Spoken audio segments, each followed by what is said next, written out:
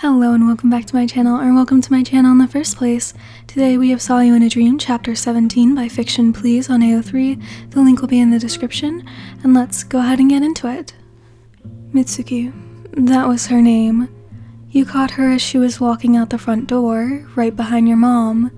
It was the morning and you'd already successfully gotten up and dressed. Mitsuki let you know that they wouldn't be home until lunch, already having plans to go visit some tourist sites. You said okay and watched the door shut closed.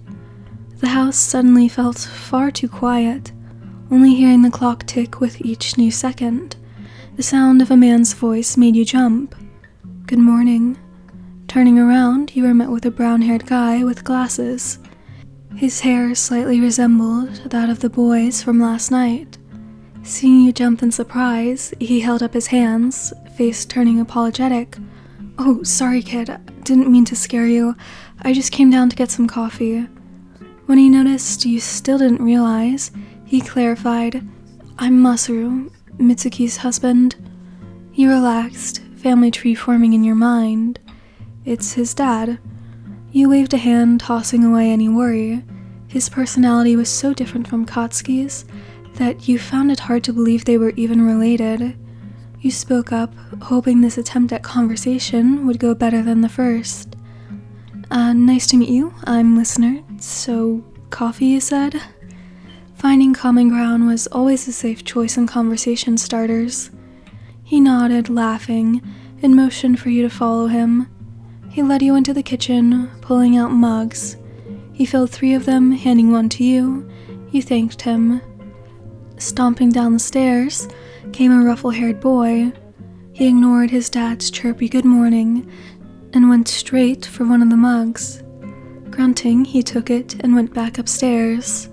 Masaru sighed. He looked over, not knowing what to say next.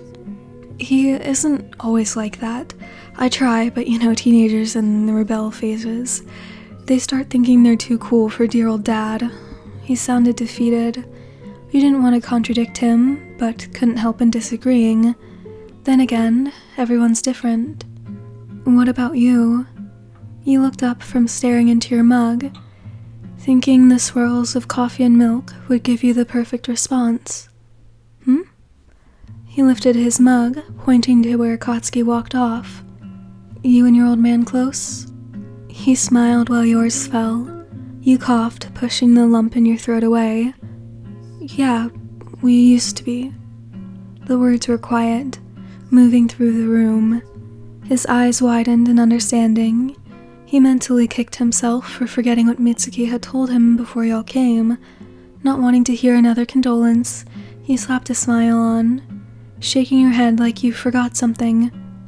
"Shoot, I have so much homework. Really need to get on that. Thank you for the coffee, Mr. Bakugou." You gave him one last glance, already used to the pity that settled in his eyes. He nodded anyway, letting you leave.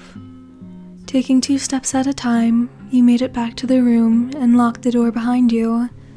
Setting the still steaming mug on the desk, you sat on the floor, back against the bed.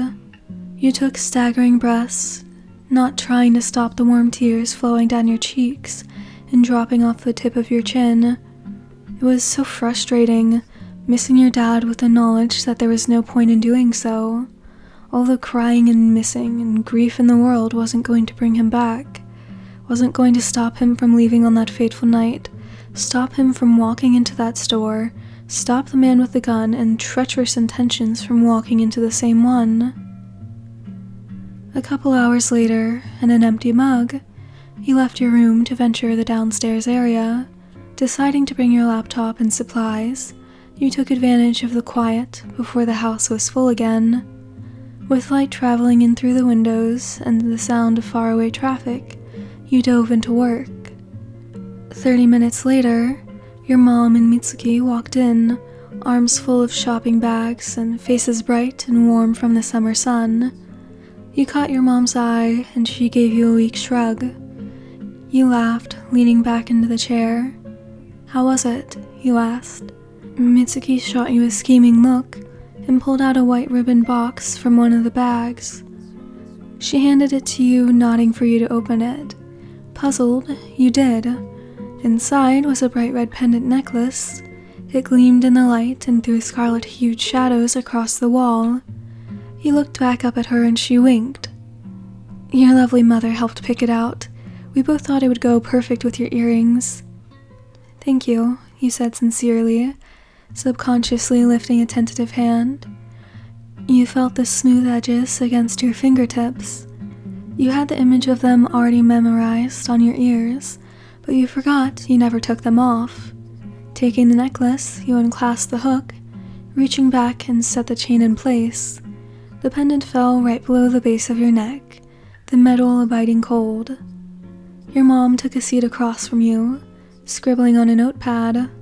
She called Mitsuki over and asked what else she should add. You watched the exchange silently, curious but not wanting to interrupt. Taking the pen, she made the list longer. Once satisfied, she tore the page from the rest and handed it to you. It was a list of food. Seeing the question in your eyes, she explained, I was hoping you and Katsuki could go down to the market and pick up some things for dinner. It shouldn't take too long. Nodding, you told her of course you could. When she told you to go ask Katsuki to come downstairs, though, you hesitated. Still, you pushed out of the chair and made your way up to his room.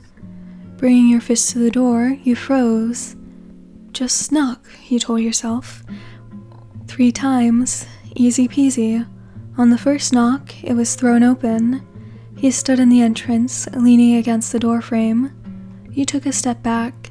He was wearing a black top that was missing the sleeves. You yelled at your eyes not to stray to his obviously toned arms, but he still saw you glance over. Rolling his eyes, he moved across his arms, with more of his room exposed. He caught sight of posters and figurines. Something in the back of your mind flickered, like you'd been in this situation before. Shaking yourself out of it, you focused on the reason you even came up here.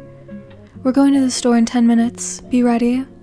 Keeping it short, you turned and started back to the kitchen. Hey, says who? He walked into the hallway, hands in his pockets and eyebrows raised. Turning back again on your heel, you replied, The moms. Not wanting to see his reaction, you continued down the steps. You heard a door slam behind you, helping think of more things to add for later.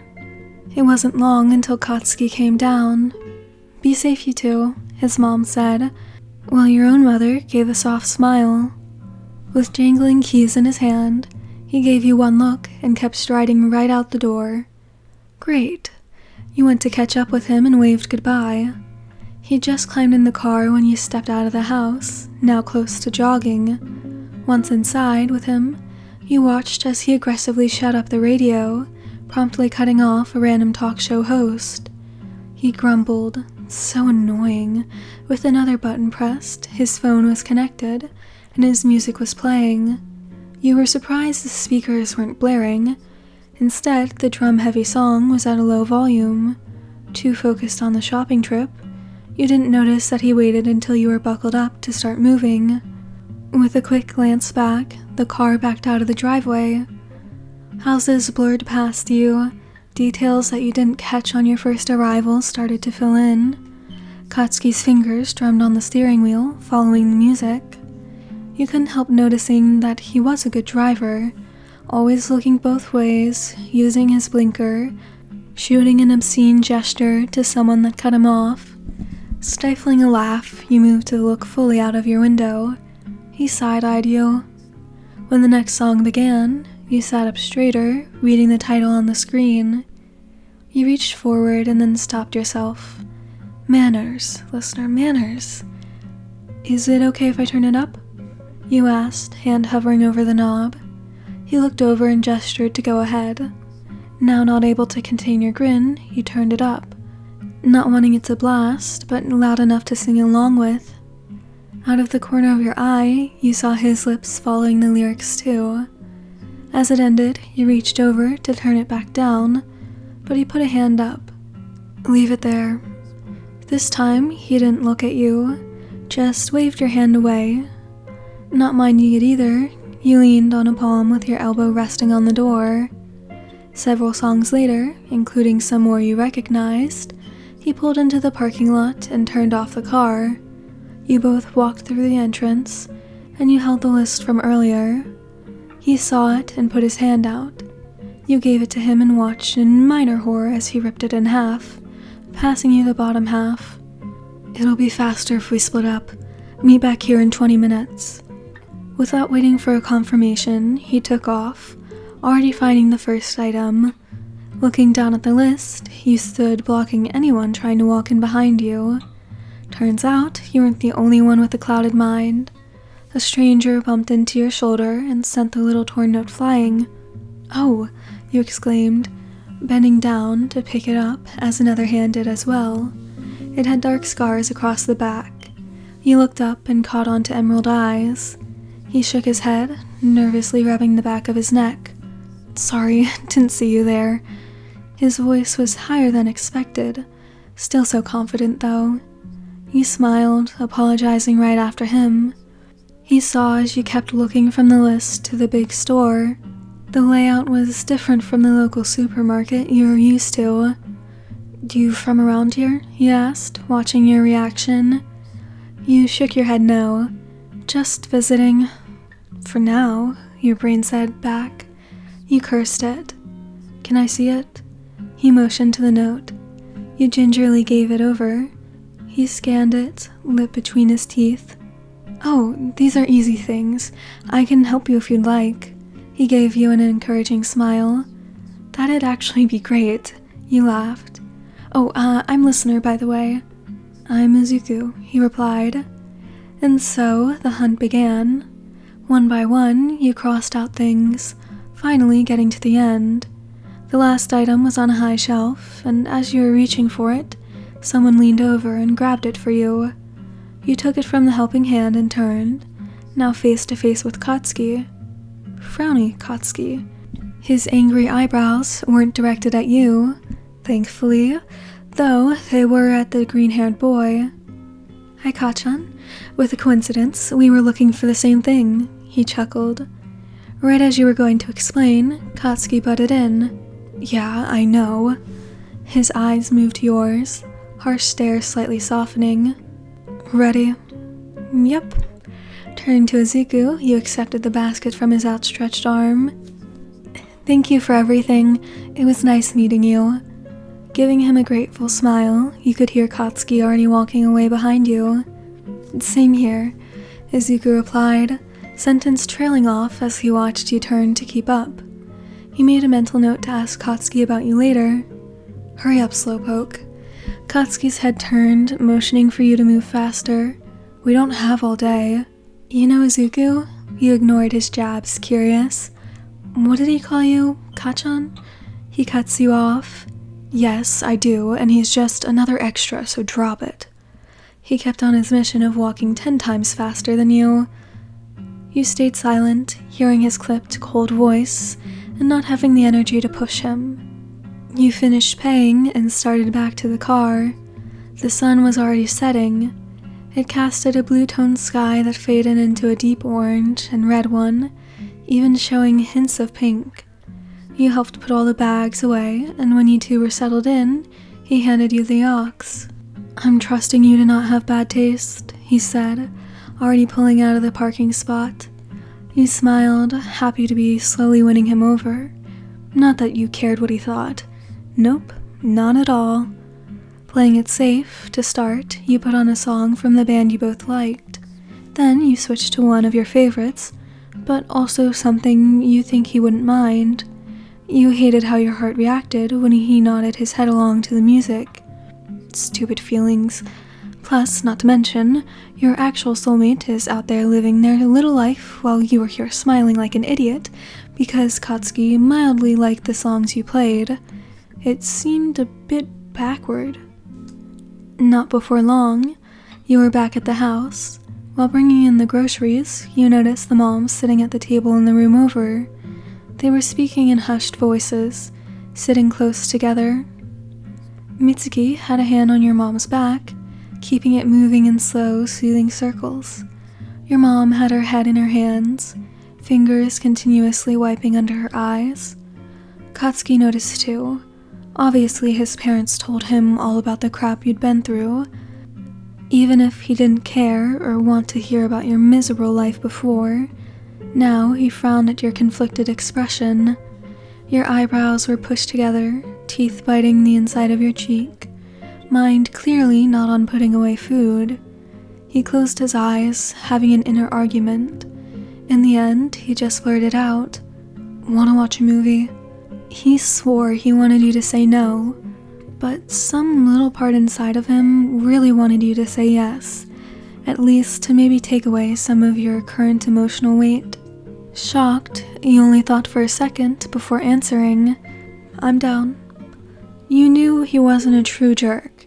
You'd met plenty and knew the type, so you couldn't help but want to spend more time with him, try and understand why he was so prickly. You were also getting tired of being alone all the time, and couldn't remember the last time you took time to watch a movie. He clicked his tongue. "Cool, let's watch it in your room because the TV's bigger." No other reason, he thought. You nodded, shooting one last wary glance to the table, and followed him up the stairs.